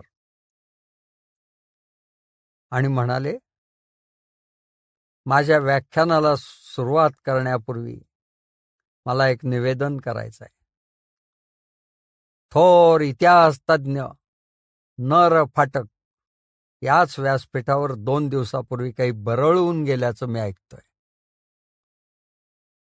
हा फाटक्या म्हणतोय की झाशीची राणी घोड्यावर 14 तास बसली असेल का नाही याची मला शंका आहे. अरे फाटक्या, ती नाही बसली तर तिचा काय तुझा बाप बसला होता? हा, कुठे आहे तो फाटक्या? त्याला धरून आणा आणि वसंत व्याख्यानमालेच्या खुर्चीत बसवा. ही खुर्ची मी पुढं मागं पुढं मागं पुढं मागं अशी अर्धा तास हलवतो. या फाटक्याचं धोतर पिवळं नाही झालं तर नाव लावणार नाही यात्रे म्हणून. 14 तासात ती किती वेळा त्याचं धोतर पिवळं होईल याचा विचार तुम्ही घरी गेल्यावरच करा. हशा आणि टाळ्या अत्र्यांनी सभा गाजवली होती. एकदा आचार्य अत्र्यांचं भाषण फार रंगात आलेलं होतं आणि सर्व पक्षीय सभा होती. अत्रे स्वतःच्या पक्षाची बाजू प्रभावीपणे मांडत होते. तेवढ्यात एकानं हातात त्यांची चिठ्ठी आणून दिली. मध्येच चिठ्ठी आली याचा व्यत्यय आहे याचा राग न येऊ देता अत्र्यांनी ती चिठ्ठी जोरात वाचली. एक मुलगा हरवलेला इथं सापडलाय. त्याचे आई वडील कुठं असतील तर त्यांनी व्यासपीठाच्या डाव्या बाजूला यावं आणि त्या मुलाचा ताबा घ्यावा. अत्र्यांनी ती चिठ्ठी खिशात ठेवली आणि म्हणाले, आणि जर इथं कुठले राजकीय पक्ष चुकले असतील तर त्यांनी येऊन मला भेटावं, त्यांचा बाप इथं उभा आहे. असे अत्रे तो व्यत्यय असताना सुद्धा त्यांनी सभा जिंकली, त्याचा अडथळे दाखवू दिला नाही. ही मजा आहे बघा. संयुक्त महाराष्ट्राच्या चळवळीत आचार्य अत्रे आर्थर तुरुंगात होते आणि त्यावेळेला बातमी आली की आज 29 फेब्रुवारी आहे, 4 वर्षात येणारा एक दिवस 29 फेब्रुवारी, आणि मुख्यमंत्री मोरारजी देसाईंचा वाढदिवस आहे आणि तो जोरात बाहेर साजरा होतोय. अत्र्यांना राग आला. त्यांनी जे तिथं उष्ट खरकट पडायचं, तिथं कावळे जमायचे, तिथं गेले आणि काही लोकांनाही घेऊन गेले बघायला आणि त्या कावळ्यांच्या पुढे भाषण केलं. हे कावळ्यांनो, आज तुमच्या नेत्याचा वाढदिवस आहे म्हणून तुम्ही जमलेला आहे. आणि त्याची बातमी दुसऱ्या दिवशी मराठात आली. ती देताना असं वाक्य असलं की कंसात अत्र्यांच्या नेहमी असायचा हशा आणि टाळ्या, त्याच्याऐवजी कावकाव कावकाव कावकाव. तुमच्या नेत्याचा वाढदिवस आहे म्हणून तुम्ही जमलाय, कावकाव कावकाव. ह्या हरामखोर नेत्यानं 105 जणांना मारलेला आहे. त्याचा धिक्कार करावा तेवढा थोडा आहे. कावकाव कावकाव कावकाव असं ते भाषण रंगलं होतं. एकदा तर अत्रे भाषण करत असताना व्यासपीठावर मुख्यमंत्री यशवंतराव चव्हाण होते, वेणुताई चव्हाण होत्या, वसंतराव नाईक होते, वत्सला नाईक होत्या, आणि अत्रे आपल्या कमरेवर हात घेतलाय, पॅन्ट सावरली आणि बोलायला लागले. लोक हो, हे मंत्री लोक मूर्ख असतात, मूर्ख. अहो किती मूर्ख. उगीच आत्ता इकडं तिकडं बघू नका. आणि यशवंतराव वगैरे हसून दात देत आहेत. त्यावेळेचे असे चिडत नव्हते मंत्री लोक, हास्य विनोदात त्यांनी घेतलेलं होतं ते. हे मंत्री किती मूर्ख. एका मंत्र्यानं आपल्या सेक्रेटरीला बोलवलं, इकडे ये रे, हे घे 5 रुपये आणि अँबॅसडर गाडी विकत घेऊन ये जा. तो बिचारा साहेब म्हणतात म्हणून गेला. दुसरे मंत्री महामूर्ख, त्याने आपल्या सेक्रेटरीला बोलवलं, इकडे रे म्हणले, जा माझ्या ऑफिसमध्ये जा आणि मी तिथं आहे का नाही बघून ये जा. साहेब म्हणतात म्हणून बिचारा तोही गेला. दोघं सेक्रेटरी एकमेकांना वाटेत भेटले. पहिला म्हणला, आमचे साहेब काय मूर्ख आहेत. हा, मला म्हणले हे घे 5 रुपयाने अँबॅसडर गाडी विकत घेऊन ये जा. त्यांना कळायला नको का अँबॅसडर गाडीचं दुकान रविवारी बंद असतं म्हणून. दुसरा म्हणला, आमचे साहेब तर महामूर्ख आहेत. मला म्हणले जा ऑफिसमध्ये आणि मी तिथं आहे का नाही बघून ये जा. आता ते बसलेत तिथं, फोन आहे ऑफिसमध्ये, फोन आहे. त्यांनी फोन करून बघावं का नाही ते तिथं आहेत का नाही, तर मलाच म्हणले जा आणि बघून ये जा. असे मंत्री मूर्ख, त्यांचे सेक्रेटरी मूर्ख, कसा चालणार कारभार. अत्र्यांची भाषणं आम्हाला ऐकायचं शाळेमध्ये असतानाच लाभ मिळाला. आमच्या शाळेच्या मैदानावर अखिल भारतीय मराठी साहित्य संमेलन भरलं होतं. आम्ही सगळ्यांच्या सह्या घेत होतो. वसंत बापटांची घेतली, मंगेश पाडगावकरांची घेतली, शाहीर अमरशेखांची सही घेतली, फर्रेबाज, आणि तिथे एक परिसंवाद सुरू झाला. काकासाहेब गाडगीळ अध्यक्षस्थानी होते. त्यांनी प्रास्ताविक केलं की आता हा परिसंवाद सुरू होतोय, विषय आहे साहित्यातलं श्लील आणि अश्लील. आणि ते खाली बसले आणि पहिले वक्ते म्हणून आचार्य अत्रे बोलायला उभे राहिले. वर माईक केलेला होता आणि पहिलं वाक्य बोलणार तोच व्यासपीठावरनं आवाज आला, कार्यक्रम पत्रिकेप्रमाणे माझा पहिला क्रमांक आहे, मी आधी बोलणार, अत्र्यांनी खाली बसावं. ते होते ज्येष्ठ समीक्षक श्री के क्षीरसागर. आणि काकासाहेबांनी पाहिलं तर खरंच श्री के क्षीरसागरांचाच क्रमांक होता. अत्र्यांना त्यांनी खाली बसवलं आणि श्री के क्षीरसागर बोलायला उभे राहिले. ते म्हणाले, साहित्यात श्लील अश्लील असं काही नसतंच, ते पाहणाऱ्याच्या दृष्टिकोनावर अवलंबून आहे. एक स्त्री स्नानगृहामध्ये स्नान करते तर यात अश्लील काही नाहीये. पण हे जर कोणी बाहेरून डोकावून पाहून त्याची वर्णनं करत असेल तर ते अश्लील होईल, असंच काहीसं ते सांगत होते. मी 11वीत गेल्यामुळे बऱ्यापैकी कळायला लागलो होतो. त्यांचं भाषण झालं आणि आचार्य अत्रे बोलायला उभे राहिले. डोक्यात राग होताच की मला याने अडवलंय काय, बघतोच. अत्र्यांनी पुन्हा पॅन्ट सावरली, एक हात कमरेवर ठेवला. लोक हो, विषय आहे साहित्यातलं श्लील आणि अश्लील, आपण ते नंतर बघूया. आधी या तमाम सभेनं असा ठराव पास करूया, या वयामध्ये श्री के क्षीरसागरांनी असं दुसऱ्याच्या स्नानगृहामध्ये डोकावून पाहत बसू नये. हशा टाळ्या. श्री के क्षीरसागर कपाळावर हात मारून म्हणायला लागले, मी कधी असं म्हटलंय, पण आता ध्वनिक्षेपक होता, अत्र्यांच्या पुढ्यात त्यांचं ऐकतोय कोण. आणि अत्र्यांनी पहिल्या या किस्स्यातच सभा गिअरमध्ये टाकलेली होती.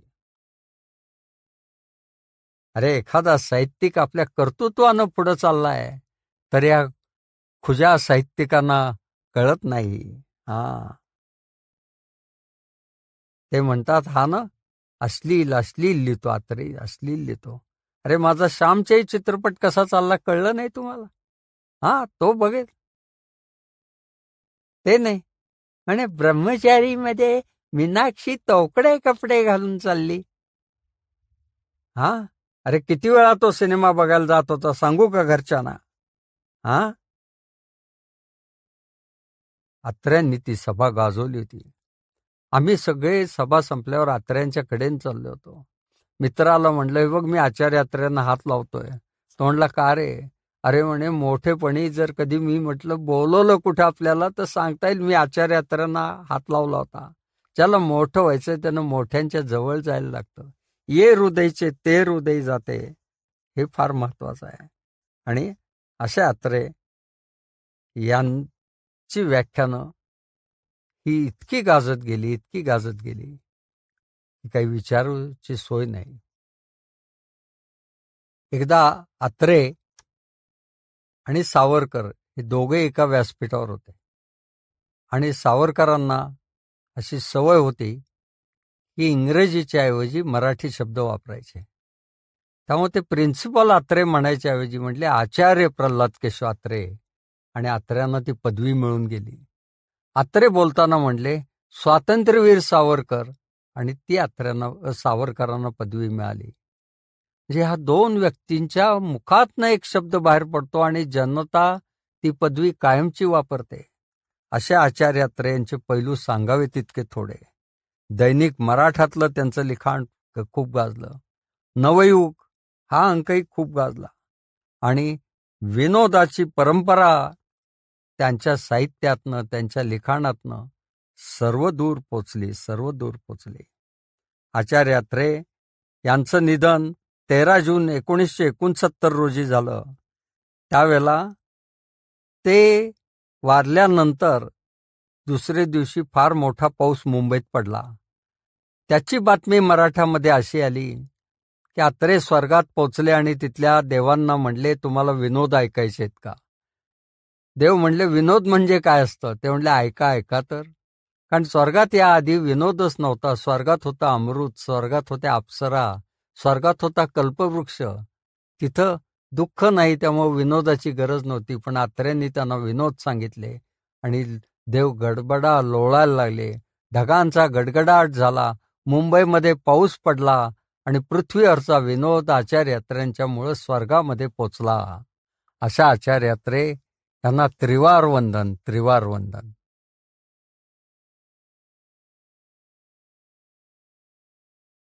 फुले हे संपूर्ण महाराष्ट्रामध्ये अतिशय गाजलं.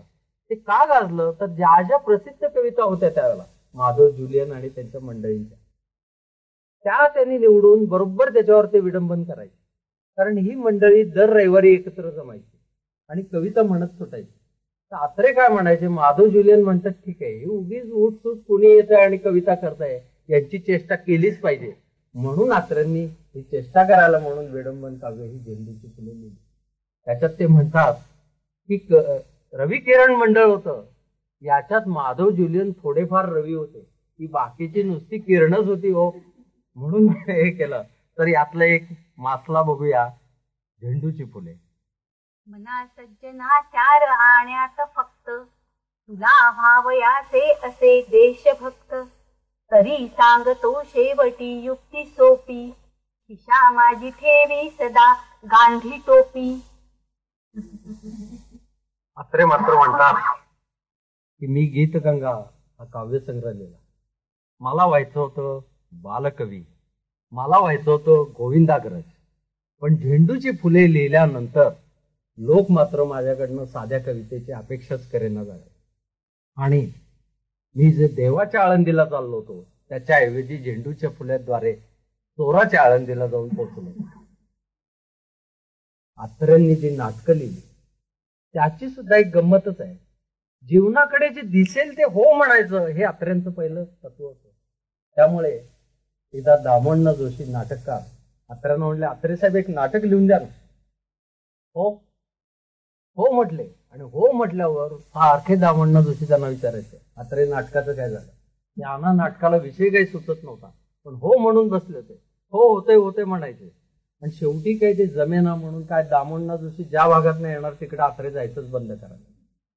तर एकदा घरीच आले दामण्णा जोशी आणि अत्रे आंघोळीला गेले होते. आणि आंघोळीला गेले असताना त्यांना एकदम एक विषय डोक्यात आला की आपण वर्तमानपत्र वाचलं, त्याच्यामध्ये सातारा जिल्ह्यातल्या औंधच्या महाराजांनी, पंतप्रतिनिधींनी सगळ्यांना उपदेश केलाय की साष्टांग नमस्कार घाला. तब्येत चांगली ठेवायची, साष्टांग नमस्कार घाला. अभ्यासात पुढे यायचंय, साष्टांग नमस्कार घाला.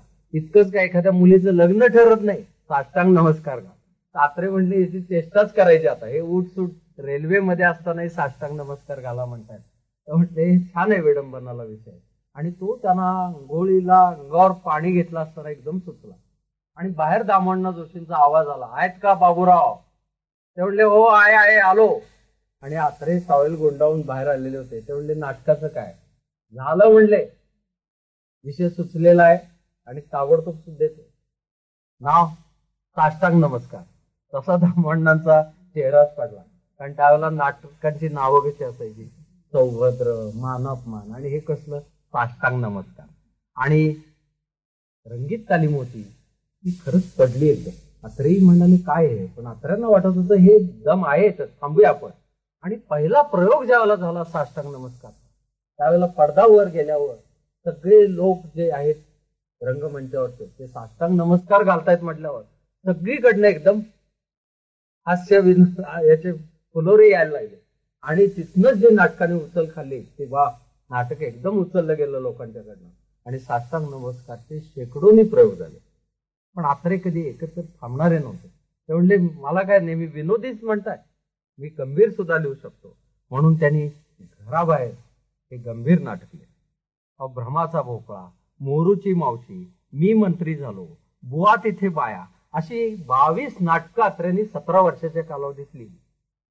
तो मी नव्हेच हे नाटक तर आज तागायत सगळीकडे हाऊसफुल चाललेला आहे. त्याच्यात प्रभाकर पणशीकर ही मुख्य लखोबा लोखंडेची भूमिका करतात. तर आचार्यात्र्यांच्या मनात होतं बापू मानेनं हे काम करावं, आणि ते रांगणेकरांना म्हणले, दिग्दर्शकांना, बापू माने काम करेल. ते म्हणले नाही हो, हा प्रभाकर पणशीकर छान करतोय. ते म्हणले मी बघेन, मला पसंत पडलं नाही तर मला त्याला हलवावं लागेल. ते म्हणले ठीक आहे. आणि आचार्यात्र्यांच्या उपस्थितीमध्ये तो प्रयोग झाला. प्रभाकर पणशीकर भूमिका करत होते. प्रसंग होता माहुलीचे राधेश्याम महाराज, त्याची भूमिका प्रभाकर पणशीकर करत. आणि त्यामध्ये ते असं ते भजन म्हणताना हातात चिपळ्या घेतलेल्या आहेत. रूप पाहता लोचनी सुख झाले हो साजणी. आता हा मूळचा जो अभंग आहे हा परमेश्वराला उद्देशून आहे, पण यातला हा माणूस डॅम्बिस आहे दाखवण्यासाठी तो रूप पाहता लोचनी म्हणताना त्या मंदिरातली जी गुरवीण असली तिच्या मुलीच्या डोळ्यात पाहतो. आणि ते अत्रेंच्या लक्षात आल्यावर अत्रे साहेब एकदम ओरडले, वा, यालाच माझं नाटक कळलं, हाच आता भूमिका करणार. आणि तिथून आजपर्यंत सुमारे 2,500 प्रयोगामध्ये प्रभाकर पणशीकरांनी ही भूमिका केलेली आहे. असं हे अतिशय गाजलेलं असं नाटक आहे. आणि या नाटकाला फिरता रंगमंच सुरू झाला, आणि तो फिरता रंगमंच त्यांना मुंबईमध्ये सुद्धा करून मिळत नव्हता.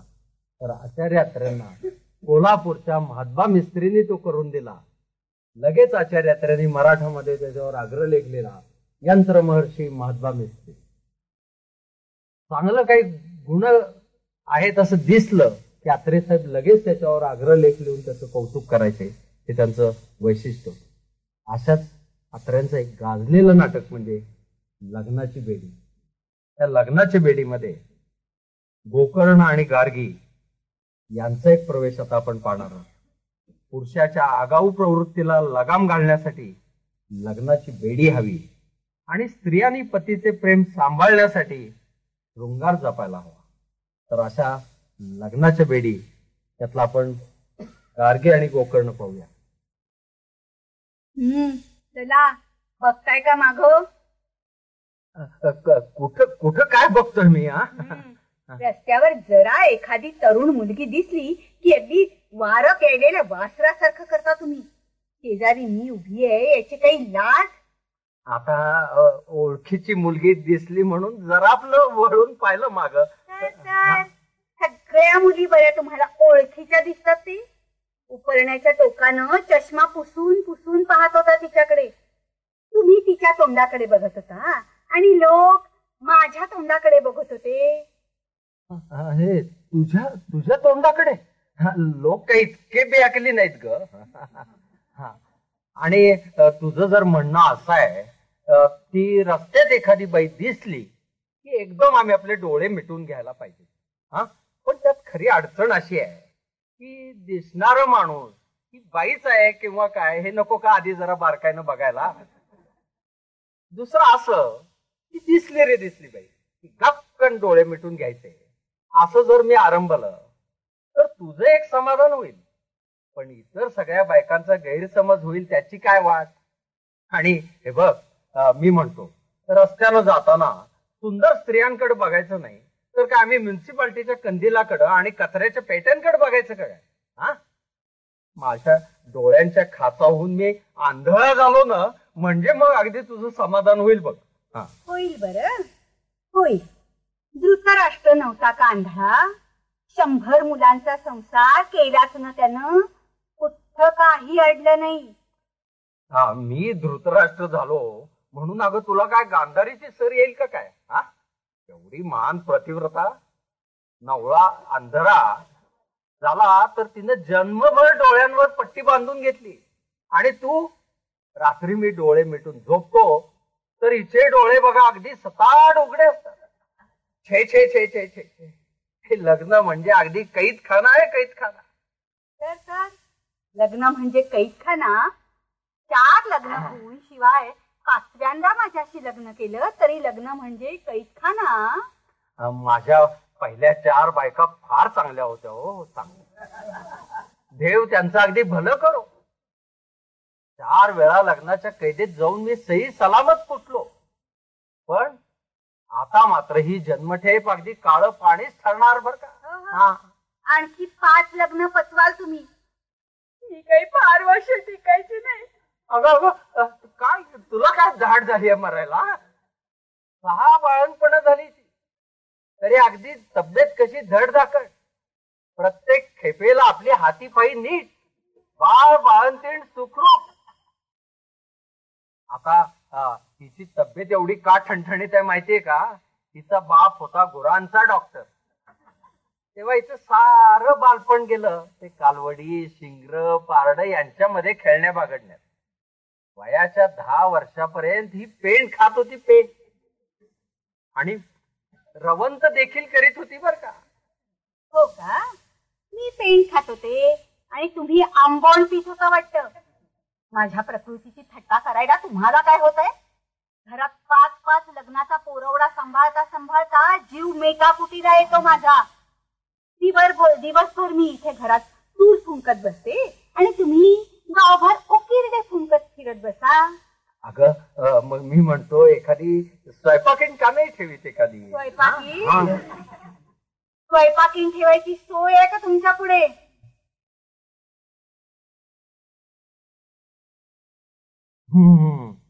बरोबर आहे. मला अगदी बाहेर फिरायला जायची सुद्धा तू बंदी करून टाकली. तुमचं फिरायला जाणं माहितीये ना मला. फिरायला जायचं निमित्त करून 4 वाजता घराच्या बाहेर पडायचं ते कुठल्या तरी मुलींच्या शाळेसमोर शाळा सुटायच्या वेळेला जाऊन उभं राहायचं. माहितीये मला. अगं तसं नाही ग. मुलींच्या शाळेसमोर आपलं ते एक मोफत वाचनालय ना, तिथं जाऊन मी आपलं कधी कधी वर्तमानपत्र वाचत बसतो, एवढंच. घरी वर्तमानपत्र वाचायची देखील आम्हाला सोय नाही. तुमचं वर्तमानपत्र वाचणं माहितीये ना मला. वर्तमानपत्रातले ते गुपचुप का काय ते वाचायचं, नाहीतर त्या कामवर्धक गोळ्यांच्या जाहिराती माहितीये मला. अगं मग मी काय सारखं ते वर्तमानपत्रातले आपले ग्रह्य संस्कार वाचत बसू का काय? चांगली धार्मिक पुस्तकं आणून दिली तुम्हाला वाचायला.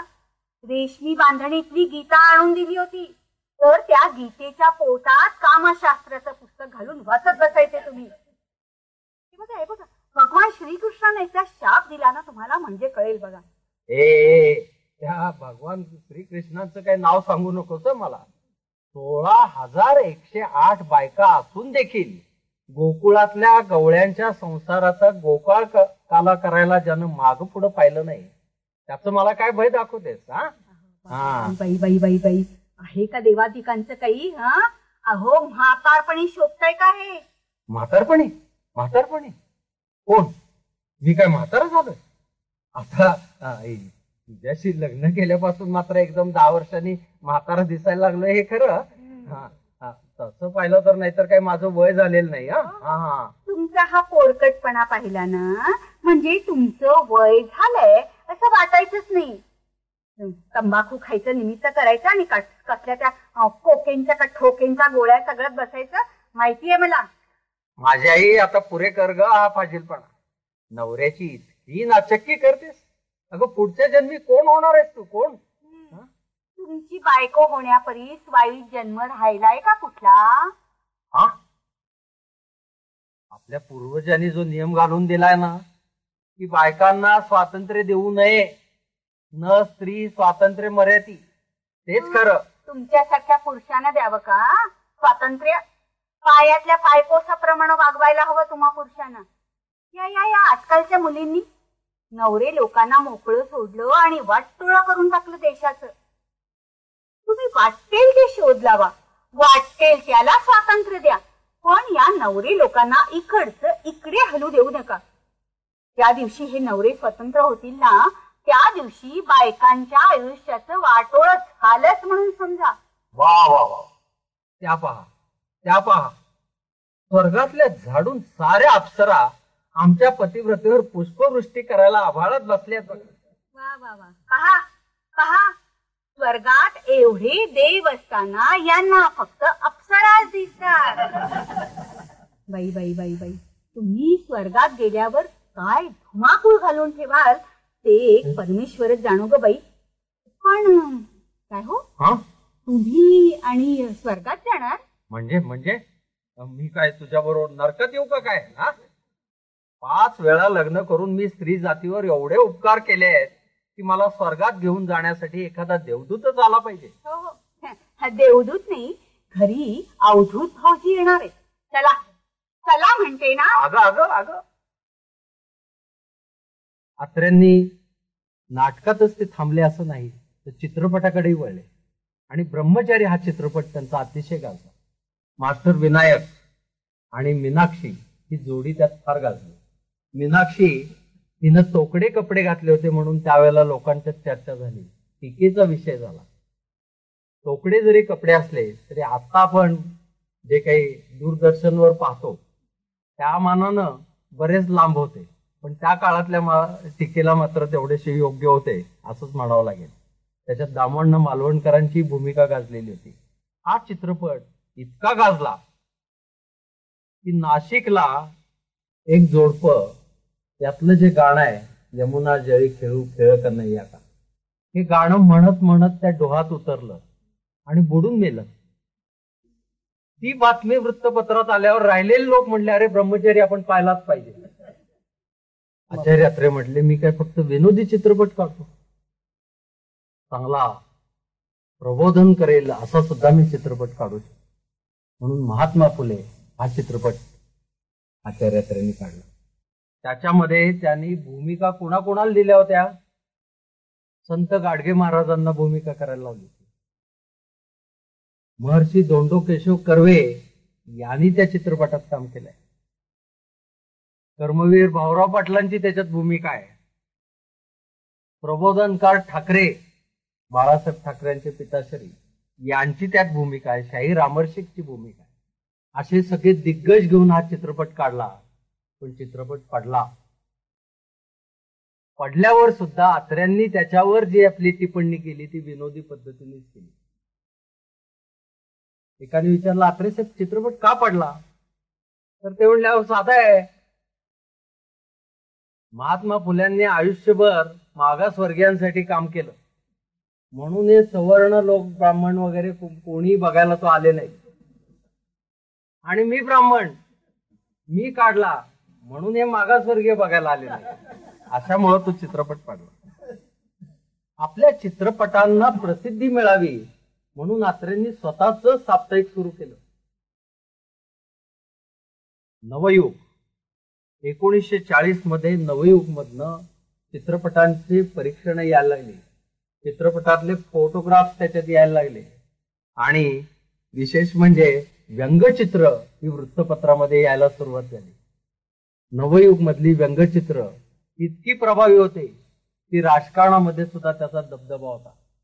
1956 मध्ये मराठा हे दैनिक आचार्य अत्रेंनी सुरू केलं, आणि मराठा म्हणजे ही एक तोफ होती. तोफ, विरोधकांना नामशेष करणारी अशी ही तोफ होती. संयुक्त महाराष्ट्र चळवळीचं हे मुखपत्र होतं. एकदा राम शेवाळकर ते मुंबईला गेलेले होते आणि हातामध्ये बॅग होती आणि काखेमध्ये मराठा होता, आणि बोरी बंदरवर ते हमाल बघत होते. तर हमाल आल्यावर त्यांना वाटलं तो हमाल पुढे आलाय, बॅग घेतोय, तर त्या हमालाने यांच्या काखेतला मराठा घेतला आणि तो पाहायला लागला. इतका सर्वसामान्यांच्या पर्यंत दैनिक नेण्याचं सामर्थ्य हे आचार्य अत्र्यांच्यात होतं, हेच आपल्याला त्यातनं लक्षात. आणि सामान्य माणूस असला तरी त्याची गुणग्राहकता करण्यासाठी ते त्यात अग्रलेख लिहिले. क्रिकेटमध्ये कोणीही शतक मारलं की बाबू टांगेवाला हा पहिला हार घेऊन जायचा आणि घालायचा. त्या बाबू टांगेवाल्याच्यावर आचार्य अत्र्यांनी अग्रलेख लिहिलेला होता. विजय तेंडुलकर हे साहित्यिक, हे त्यावेळेला नामवंत नव्हते आणि आचार्य अत्र्यांच्याकडे गेलेले होते. तर अत्रे असे बसले होते गप्पा गोष्टी करत मित्रांच्या इथे. संध्याकाळची वेळ होती आणि त्यांच्या एका सोबत्यानं सांगितलं की आपण ज्याला बोलवलं होतं तो आलाय. कोण? विजय तेंडुलकर, पुण्याहून आलाय. कधी बोलवलंय? मी काय बोलवलेलं नाही. आपल्या मराठामध्ये त्याला नोकरी द्यायची म्हणून बोलवलंय. मी बोलवलेलं नाही, मला नको, पाठवून द्या त्याला. म्हणे असं कसं, चांगला आहे, होतकरू आहे मुलगा, घेऊया ठेवून. नाही नको म्हटलंय. नाही नको म्हणत असाल तर मग निदान जाण्याचे तरी त्याला परत जाण्याचे पैसे द्यायला पाहिजे, देऊन टाका. तेवढ्यात त्यांच्या खजिनदारांना अत्र्यांच्या कानात येऊन सांगितलं की आपल्याकडे तेवढे पैसे नाहीयेत.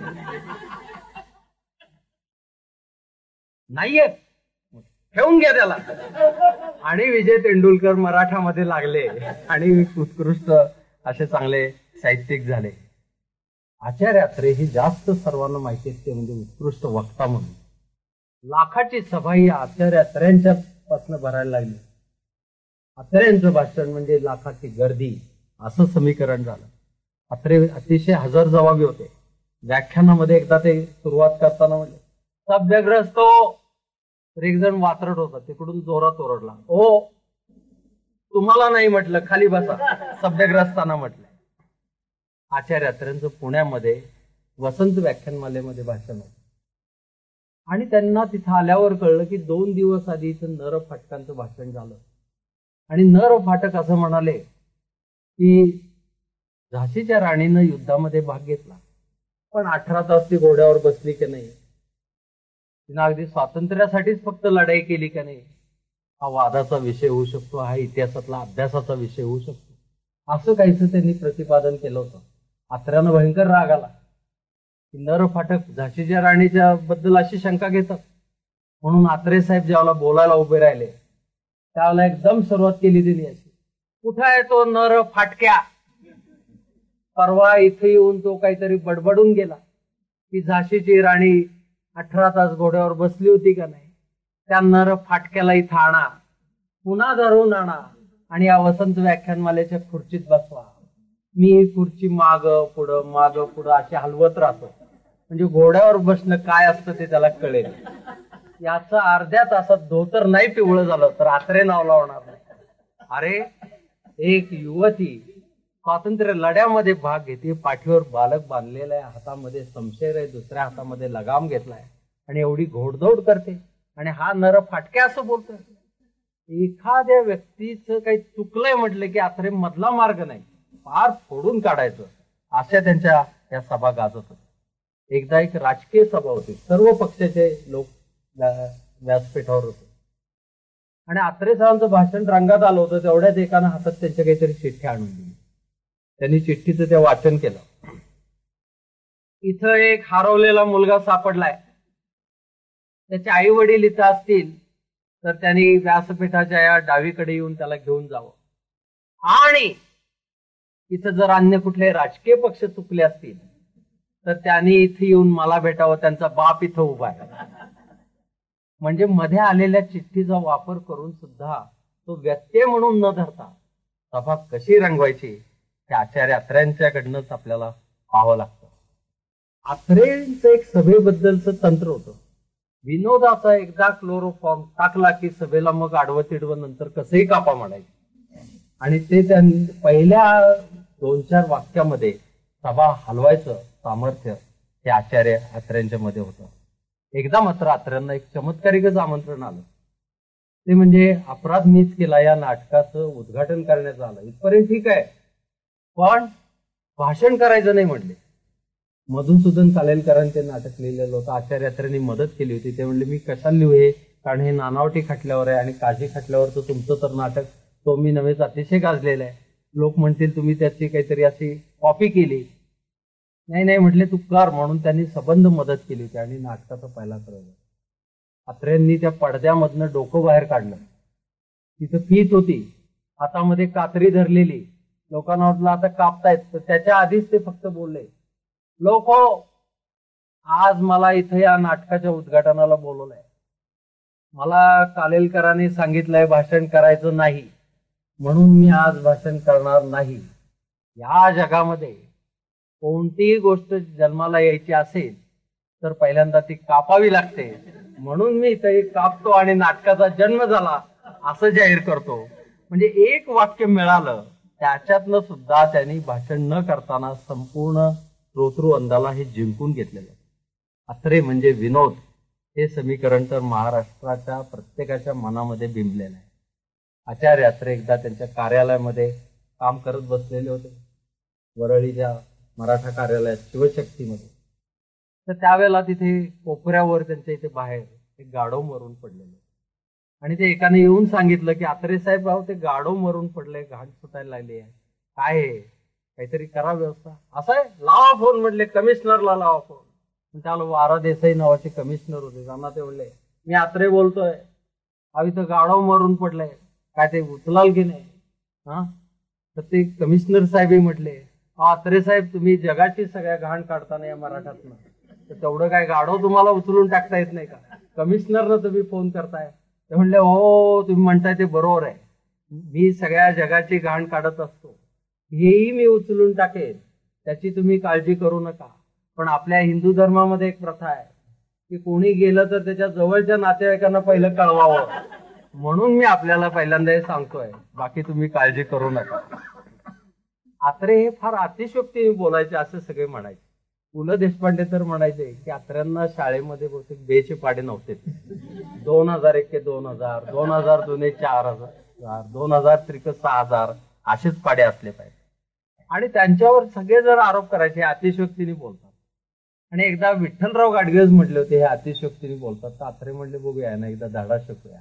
आणि त्यांच्या इथल्या गणेशोत्सवाचा मंडळातला कार्यक्रम होता आणि विठ्ठलराव गाडगेंना अध्यक्ष म्हणून बोलवलेलं होतं. ते बसलेले होते सभास्थळी आणि वक्ता म्हणून आचार्य अत्रे होते. अत्रे म्हणली चांगलीच संधी आली आहे, आता यांना ऐकवावं, माझ्यावर अतिशयोक्तीचाही नेहमी आरोप करतात ना. म्हणून ते म्हटले लोक मी नेहमी अतिशयोक्तीने बोलतो असा माझ्यावर आरोप आहे. आजचे हे अध्यक्ष विठ्ठलराव गाडगे हे न.वी. उर्फ देशभक्त काकासाहेब गाडगिळांचे सुपुत्र आहेत का हो? त्याच्यात काय अतिशयोक्ती आहे का? आणि त्यावेळेला विठ्ठलरावची एवढी फजिती झाली की पुन्हा त्या आत्र्यांच्या जवळपास सुद्धा फिरकले नाहीत. आत्रे आणि त्यांची मित्रमंडळी ही नेहमी अशी गप्पा गोष्टीला जमायचे. तिथं कॉम्रेड शामराव परुळेकर नेहमी यायचे काय. आणि शामराव परुळेकरांचा विवाह गोदावरी परुळेकर यांच्याशी झाला. आणि त्याच्यानंतर काही दिवस ते तिथे या गप्पा गोष्टीत येईनच झाले. तर ते म्हणले अहो हल्ली कॉम्रेड शामराव येत नाहीत आपल्या ह्याच्यात. तर लगेच आत्रे म्हणले अहो ते येत नाहीत म्हणजे आता ते गोदी कामगार झालेत ना म्हणून येत नाहीत म्हणले. अशा कोट्या सुद्धा त्यांच्या अतिशय उत्कृष्ट असायच्या. आत्रे म्हणायचे की एखाद्या साहित्यिकाला खाली खेचायचं असेल तर त्याच्यावर एकच आरोप करा की तो अश्लील लिहितो, म्हणजे त्याचा दर्जा खाली येतो. असंच लोक म्हणले माझ्या बाबतीत करायला लागले. म्हणतात आत्रे म्हणजे अश्लील अश्लील. अहो म्हणले मी टॉवेल गुंडाळून आंघोळ केल्यावर गच्चीत आपला उभा राहिलो बाहेर बघत, तरी खालनं जाणारी तुम्ही माणसं वर बघितल्यावर म्हणता अश्लील अश्लील. अरे माझ्या पातळीवर या आणि बघा त्या अश्लील आहे का, मग तुम्हाला खरं कळेल. असं उत्तर आत्र्यांनी त्या बाबतीत दिलेलं आहे. आचार्य आत्रे हे थोर मनाचा माणूस होते. कारण काय, त्यांना सामान्यांच्या बद्दल कळवळा होता. संयुक्त महाराष्ट्राच्या चळवळीमध्ये ते नागपूरहून भाषण आटपून पुण्याकडे यायला निघाले होते. वाटेत भुसावळला थांबले होते. एका हॉटेलमध्ये जेवण झालं. समोर बघतात तर ऊन रणरणते आणि त्याच्या खाली एक अगदी असा म्हातारासा ग्रहस्थ बसला होता. त्याच्या जवळ गेले तर तो भविष्य सांगणार होता. कोणी जवळ गिराईक नाही, उपाशी दिसत होता. आत्रेंनी त्याला म्हणले अहो माझं जरा भविष्य सांगता का, म्हणून हात पुढे केला आणि त्याला भविष्य बघायला. आत्रे जोर जोरात माना हलवत होते. वा वा बरोबर सांगताय हो, छान छान छान, अप्रतिम अप्रतिम, नक्की असं होईल ना असं होईल. त्यामुळे आत्रे एवढे माना डोलत आहेत म्हटल्यावर बरीच गर्दी झाली. आत्र्यांनी त्याला 5 रुपये दिले. हळूच बाहेर आल्यावर त्यांचा मित्र म्हणला अरे तू समाजवादी आहे ना असं तसं हात दाखवतोय, भविष्य हे काय तू. तर म्हणले अरे तो उपाशी दिसला म्हणून मी आपलं हे केलं. कसले येते त्याला भविष्य म्हणले असं बरोबर, पण त्याच्या काहीतरी पोटाची व्यवस्था व्हावी म्हणून त्यांनी ते केलेलं होतं. असेच आत्रे एकदा मुंबईहून पुण्याला येत होते. त्याला खंडाळ्याला वाटेत थांबले. तर त्यांना तिथे वाटेत थांबल्यावर त्यांनी त्या चहावाल्याला म्हटलं अरे चहा कर एक 2-4 कप आणि 10-12 प्लेट भजी कर. तो बघायला आला माणसं कुठे त्यांच्या. नाही तू कर म्हटलं. तो म्हटलं मला भजी येत नाहीत. येत नाहीत का, मी सांगतो म्हणले, आण पीठ, किती वेळ आहे म्हटले, कर. म्हणून त्यांनी त्याला कांदा भजी करायला लावली आणि मोठ्या द्रोणामध्ये घेऊन ते रस्त्यामध्ये उभं राहून आत्रे जोर जोरात वा वा काय भजी आहे, काय भजी आहे, माणसानं भजी खावी तर या रामण्णा करतील. आणि दुसऱ्या दिवशी मराठामध्ये छापलं लोणावळ्याच्या या खंडाळ्याच्या भजीवाल्याची 1000 रुपयाची विक्री त्या काळात. पुढे इन्कम टॅक्सचे लोक त्याच्याकडे गेले. तो त्या आत्र्यांना म्हटला अहो तुम्ही ते छापला इन्कम टॅक्सचे आले तर त्या इन्कम टॅक्सच्या लोकांना सांग म्हटले की त्या आत्र्यांकडनं घे टॅक्स. काय मूर्ख आहे का म्हणले 1000 रुपयाची विक्री व्हायला. पण म्हटले तुम्ही छापलं मग छापावं लागतंच ते म्हणले. आमच्यात 1000च्या आत काहीच नसतं म्हटलं असं त्यांनी सांगितलं. पण खरोखर तो भजीवाला पुढे प्रसिद्ध झाला. म्हणजे सर्वसामान्यांना वर आणण्याचं सामर्थ्य हे आत्र्यांच्या मध्ये होतं. असे आचार्य आत्रे आपल्या सर्वांना सोडून गेले. सोडून गेल्यावर जनतेचा महापूर लोटला होता. मुंबईमध्ये सर्वजण त्यांचं ते अंत्यदर्शन घेतलं. त्यानंतर दुसऱ्या दिवशी मराठामध्ये एक चौकट आली. त्या चौकटीमध्ये असं लिहिलेलं होतं की आचार्य अत्रे यांच्या निधनानंतर ते स्वर्गात गेले आणि स्वर्गामध्ये तिथे लोकांना विनोद सांगायला लागले. यापूर्वी तिथं विनोद नव्हता. तिथं होत्या अप्सरा, तिथं होता अमृत, तिथं विनोदाची गरजच नव्हती, तणावच नव्हते.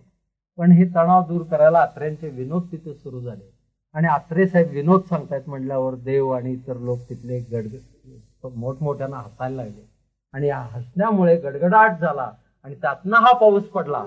आणि कारण खरोखर दुसऱ्या दिवशी पाऊस पडला होता. हा पाऊस पडला म्हणजे आचार्य यात्रेवर विनोद सांगतायत असं ते होतं. संपूर्ण महाराष्ट्राला जिथं जिथं मराठी माणूस आहे त्याला हसवण्याचं सामर्थ्य असलेला असा हा थोर मनाचा माणूस म्हणजे आचार्य यात्रे. आचार्य यात्र्यांच्या बाबतीत त्यांच्याच शब्दात वर्णन करून जर सांगायचं झालं तर असं म्हणता येईल की असं व्यक्तिमत्व गेल्या 10,000 वर्षात झालं नाही आणि इथून पुढे 10,000 वर्षात होणार नाही. अशा आचार्य यात्र्यांना आपले मनपूर्वक अभिवादन.